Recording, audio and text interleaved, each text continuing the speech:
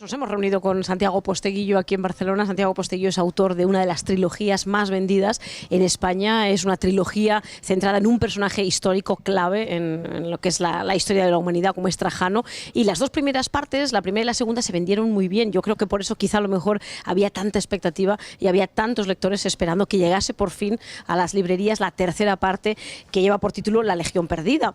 Santiago, hemos de explicar que yo creo que es que la novela histórica engancha de tal manera a la gente que por eso estaban ya muchos reclamándote, por favor, cuándo aparece ya la tercera parte de la vida de Trajano.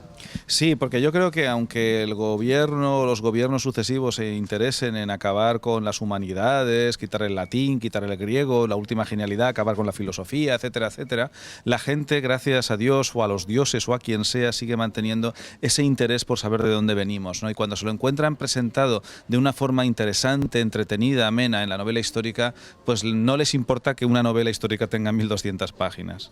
Hombre, es un ejemplo el ver cómo no hace ni un mes que ha aparecido este libro, que ya lo veis que es grueso en el mercado, no hace ni un mes, como decimos, y ya vas por la tercera edición. Eso significa que hay mucha gente interesada, como muy bien decimos, en este tipo de literatura que mezcla la realidad con la ficción, o una ficción que explica la realidad de una manera muy bonita, muy interesante y sobre todo muy atrayente, ¿no? Sí, yo siempre digo que pongo por delante, con respecto a lo que yo quiero hacer con mi literatura, es entretener, el entretenimiento. Lo que pasa es que siempre he pensado que el entretenimiento no tiene por qué ser óbice o obstáculo para que la gente pueda aprender a la vez que navega por una novela de este tipo, ¿no? Aquí la gente se va a adentrar en este libro y va a saber del final de la historia de Trajano, pero va a saber de Roma, de Partia, de la India, de China, un gran fresco del siglo II. Y todo eso pasándoselo muy bien. Santiago, es una buena muestra la manera que tú tienes de escribir y de explicarnos capítulos de la historia, que aquellos pesados libros de historia que todos recordamos cuando estudiábamos y éramos jóvenes, quizá a lo mejor no nos explicaban la historia de la manera más atrayente para un chaval joven que a lo mejor le cuentan la película de otra manera y ve las cosas diferentes, ¿no? Hombre, sí que es verdad que hay que intentar actualizar un poco el material, la forma en la que presentas el material, ¿no? Porque yo recuerdo que un gran maestro de la literatura actual, española, como Juan Eslava Galán, decía que en la primera mitad del siglo XX el cine miraba a la literatura para ver cómo aprender a contar historias, pero que, continuaba Eslava Galán, desde la segunda mitad del siglo XX en adelante, cada vez más probablemente la literatura tenga que mirar al cine para seguir aprendiendo a cómo contar historias, o yo matizaría, para ver de qué forma podemos conectar mejor con los lectores y las lectoras del siglo XXI. Y mira, yo en las clases que doy en la Universidad Jaume I de Castellón les pregunto a los estudiantes: ¿cuántos libros habéis leído este verano? Y alguno levanta la mano. ¿Pero cuántas películas habéis visto? ¿Cuántas series de televisión habéis visto? Y todos levantan la mano. Es importante aprovechar esa percepción, esa retina que tienen con multitud de películas, con multitud de cinematografía en su cabeza, ¿no? Aprovecharla para hacer relatos cinematográficos que conecten mejor con el público de hoy día. Hablando de cine, he leído alguna crítica sobre el libro y dicen, es que ¿os acordáis de aquellas películas que veíamos antiguas, ¿no? Que recordamos, que nos explicaban aquellas grandes aventuras de Roma, aquellas superproducciones del Hollywood de los años dorados, ¿no? Dicen que tu libro es muy parecido a aquellas grandes superproducciones, pero en forma de gran tomo, ¿no? Sí, de hecho, hoy mismo salía en la prensa un compañero tuyo que en la crítica ponía verdadera novela histórica en Cinemascope, ¿no? Y sí, estaba claramente aludiendo a este tipo de películas, ¿no? Además, hay personajes de esas películas que aparecen aquí, ¿no? Porque La Legión Perdida viene por el error de Craso, y este Craso, si vemos la película Espartaco, que la gente todavía recordará, ¿no? Cuando hablamos de Craso error, nos referimos a que Marco Licinio Craso cruzó el Éufrates con 7 legiones y conduce a Roma en el 53 a.C. a un desastre militar brutal que queda como el Craso error, ¿no? Y seguimos empleando hoy día la expresión, ¿no? Bueno, ese es el mismo Craso que luchaba contra Espartaco, y Espartaco le daba 1000 vueltas porque Craso era inútil antes y siguió siendo inútil cuando cruzó el Éufrates, ¿no? De tal forma que, fíjate, personajes de estos peplums, de estas películas del Cinemascope antiguo, siguen apareciendo en estas novelas. ¿Qué ha tenido este personaje Trajano que ha dado de sí para 3 libros tan interesantes? Pues mira, en La Legión Perdida lo que te cuento es cómo una tensión dramática entre Trajano quiere conseguir un sueño, pero se enfrenta a una pesadilla. El sueño de Trajano, conquistar Partia para controlar la ruta de la seda. Sin embargo, sus legionarios tienen miedo a cruzar el Éufrates. ¿Por qué? Porque 150 años antes Craso lo intentó y acabó en ese fracaso brutal y una legión quedó prisionera de los partos. Es esa la legión perdida.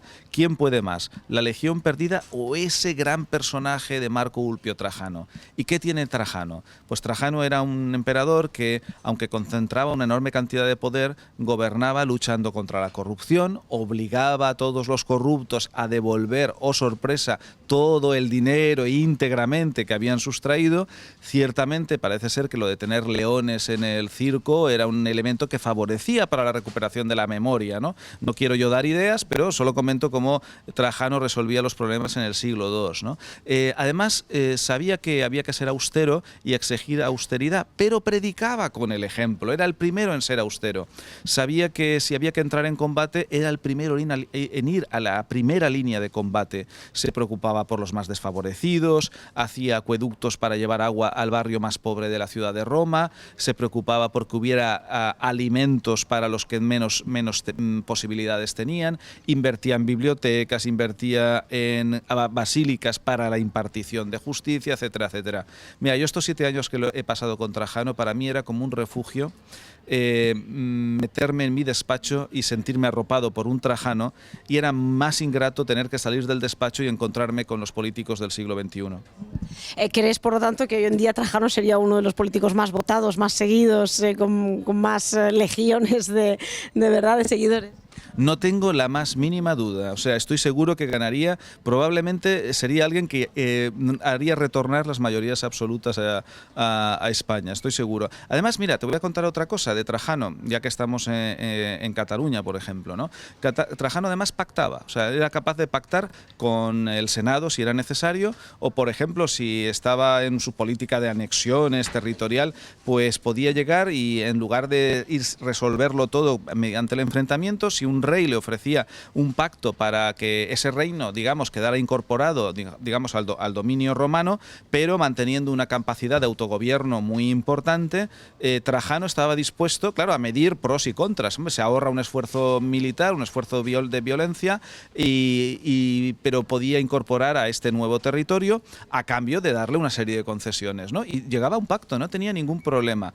En fin, yo creo que de Trajano solo podemos tener que lecciones.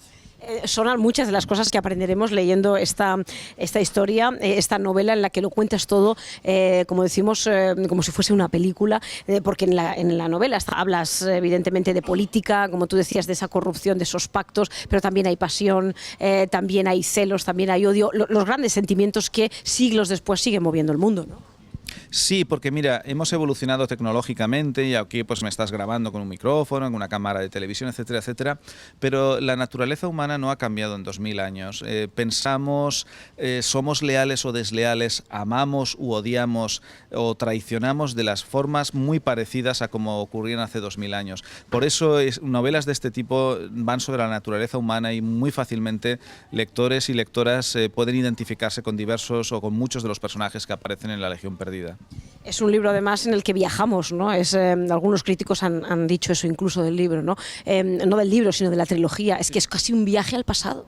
Sí, es un viaje al pasado, es una inmersión en ese mundo del pasado, y concretamente en La Legión Perdida hay personajes que recrean cuando Trajano enviaba mensajeros con la idea de que llegaran a China, y cuando China también enviaba mensajeros a su vez para que llegaran a Roma, porque querían conocerse esos dos grandes imperios, pero los partos que estaban en medio y controlaban la ruta de la seda, que querían controlar y que no contactaran estos dos imperios, y siempre impedían esos contactos, ¿no? Pero consigue algún mensajero bordear el imperio parto y llegar allí, es algo que también se cuenta en La Legión Perdida.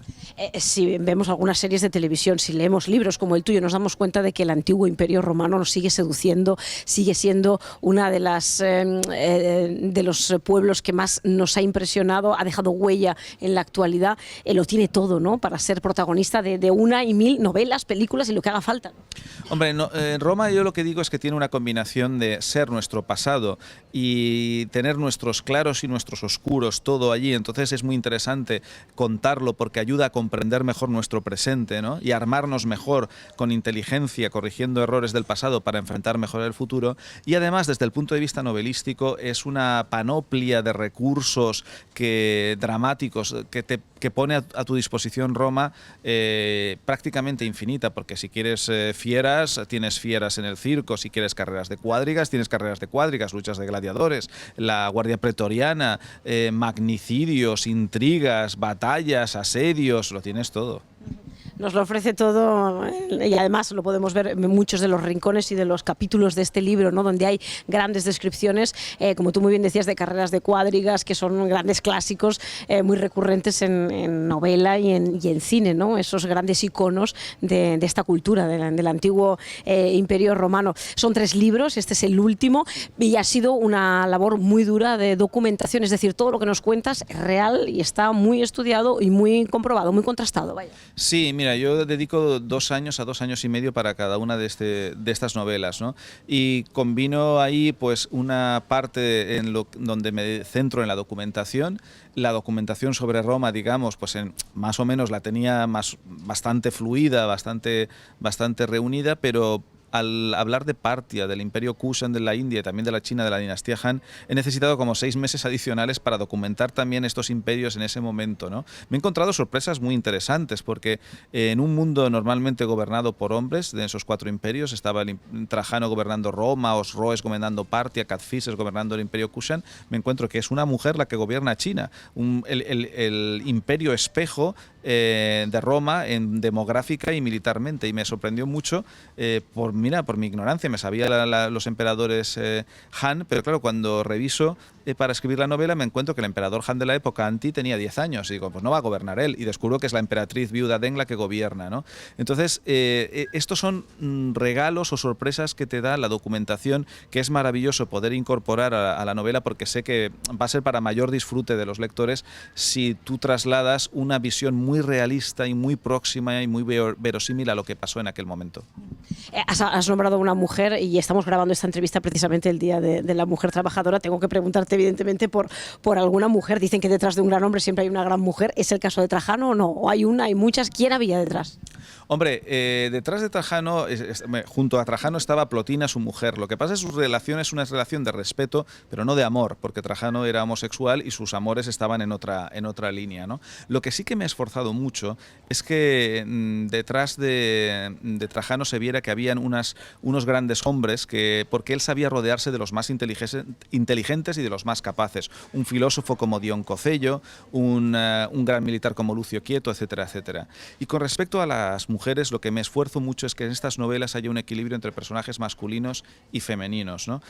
No solamente intento que haya batallas, sino que esté todo aquello que está relacionado con el mundo masculino y femenino. Hay una autora de cómic norteamericana, Bechdel, que habla de un test para descubrir si un relato es sexista o no sexista. No sé si lo conoces, pero va en la línea de que hay que poder responder a 3 preguntas para que el relato no sea sexista. Hay personajes femeninos con nombre. Esos personajes femeninos con nombre hablan entre sí alguna vez, y si hablan entre sí alguna vez, hablan de algo que no sea hombres, y eso es lo que no es tan fácil, ¿no? Yo me esfuerzo porque mis novelas superen ese test, ¿no? Y entonces junto a la emperatriz Deng está Plotina, la mujer de Trajano, está Tamura, está Ariazate, una princesa parta, está la monja Buda Jamitra. Hay un montón de personajes femeninos que equilibran y que te hacen ver cómo era ese mundo, mitad hombres y mitad mujeres. Bueno, esta es la tercera y última libro que cierra esa trilogía, uno de los libros más vendidos en España, una trilogía seguidísima por mucha gente. Has vendido, y además tengo entendido que a gente muy diversa, es decir, verdad que sorprende ver el tipo de lector que se interesa por estas novelas gruesas, 3 volúmenes además, gente muy diversa. Sí, porque mi récord de lectura es de juventud 9 años y de adulto 98. Muchos lectores y cada vez más lectoras. Y además gente de muy diversa, digamos, pues origen o formación académica, ¿no? Y yo creo que esto es debido a que hago una narrativa que sea muy transversal o de distintos niveles de lectura. Un catedrático de latín o de griego puede valorar la inserción de estas citas clásicas. Un catedrático de arte, el detalle con el que describo la arquitectura de la época, ¿no? Pero luego un chaval a lo mejor más joven valora o disfruta del enorme componente de aventura, ¿no?, que hay en estas novelas, ¿no? Entonces, de tal forma que cada uno puede disfrutar del libro desde formas o perspectivas diferentes. Bueno, nos ha estado dando bastantes pistas de cómo escribir un libro de éxito hoy en día, ¿verdad? Buena esa observación, además de tener en cuenta el lenguaje cinematográfico, que hoy en día es básico para entrar a la gente joven, ¿no? Y tú lo has conseguido. Esta trilogía centrada en la figura de Trajano lo ha demostrado. ¿Hay algún otro personaje en tu cabeza?